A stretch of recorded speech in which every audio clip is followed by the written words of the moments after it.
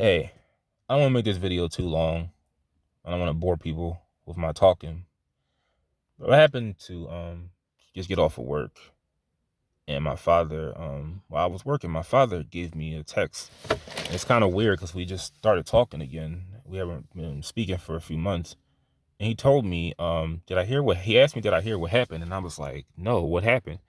And then he said killing. And he took forever to respond after he said killing. So I thought someone died in the family. But it turned out, then he said white nationalist kills 10 at a store, at a grocery store. I guess because I work in one, he wanted to make sure I was okay. And then he told me what happened in Milwaukee, where there was like a lot of shootings that weekend. So I don't know. I was like, I'm fine, and I told him through text that both of these incidents are bad because I researched what happened, but I told him that we should not take our eye off the real problem. And this is what I mean by the real problem. So this, I already can predict what's going to happen. So this is an 18-year-old. We're just finding out that he does not live in Buffalo, but he lives close by. He drove a long way to get to the store. And he wrote a manifesto. He didn't kill himself, but it's pretty clear that he has no value for his life or other people's lives. Why I come to this conclusion is because he just ruined his own life. He took away 10 people's lives and attempted to take away another 3. So I already know this is not going to end well for him. He's going to most likely spend the rest of his life in jail, in prison, where he can't get help from anybody, and you have all your rights taken away. But what I want to say is this. Don't be distracted by stories like this. Don't be distracted by things that happen. And this is what I mean. So every station tries to paint a narrative like this guy. They're trying to make it like this guy killing 10 people is the bigger issue in black communities. Like we should just disregard welfare products, like children that are raised by single mothers, crime, the fact that they're letting criminals out of jail earlier than they should, the fact that they are not even charging people with the crimes that they commit correctly. They're reducing crimes from felonies to misdemeanors. I mean, I've been a victim of crime, and I've had my perpetrators had their crimes reduced from felonies to misdemeanors, and things like that are real issues that need to be addressed. This is just a distraction. This guy killing 10 people is a distraction. It does not equate to the real issues that go on. Now, he will have his day in court. I'm not justifying anything this guy has done, but don't let this take your eye off the real issues. Because this one person does not even compare to the issues that are going on. Now, there is nobody who is going to justify what he did. I'm just saying, don't let this distract you from the real issues.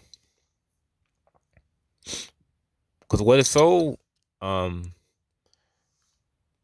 crazy about it is no one understands.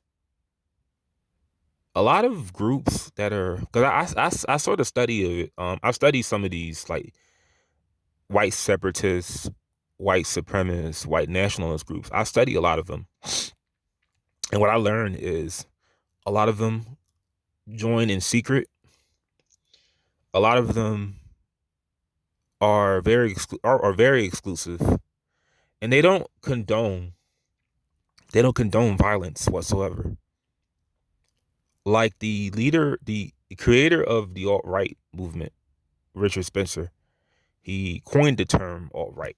He does not advocate violence in his movement. He doesn't believe in using physical violence to get your point across, and that's pretty respectable. But a lot of these, like, cause I'm only assuming maybe he listened to him because he's pretty popular. He has like a podcast that you could listen to if they don't flag it down. But well, they don't understand a lot of these guys that go on these shooting sprees. They're trying to make their movement. They're not trying to lose. They're not trying to come off like they're the KKK of the 20th century. So the last thing they will want is someone doing something like this and claiming that they're members of they're self-identified like white supremacists, white nationalists. They don't want to be looked at anymore as they already are as violent, hateful people. So yes, they're going to refrain from using racial slurs. They're going to refrain from violence. They're going to refrain from coming off as uncivilized people. So it's like this guy right here really hurts the movement. And if you could tell, I support freedom of speech. And if someone wants to, if they feel like if they feel like they want to separate from other people and they feel like their race is superior than others, that's fine with me. I'm not going to convince them to think a certain way. I'm all for freedom of speech and believing what it is you want to believe. I don't like the idea of trying to change how someone thinks. But it is a problem, and not that it happens often, because I'm not going to make it like this happens every day. But it's a problem when you are harming other people, no matter what race you are, black, white, Hispanic. If you're a hateful, I don't call it hateful, but if you are a group and you have certain beliefs that people find to be unconventional, and you are like Antifa, for example, I don't agree with nothing that they do. But the reason why I and a lot of people don't like them is because they attack people for no reason at all. They attack people who don't agree with them. So this right here is a little bit of this, like the white supremacist, white nationalist, white separatist, alt-right movement took a little bit of an L today because of this guy who claims to be part of their movement. Too bad he has to ride in jail forever, because 18 is too young to spend the rest of your life having someone else tell you what to do.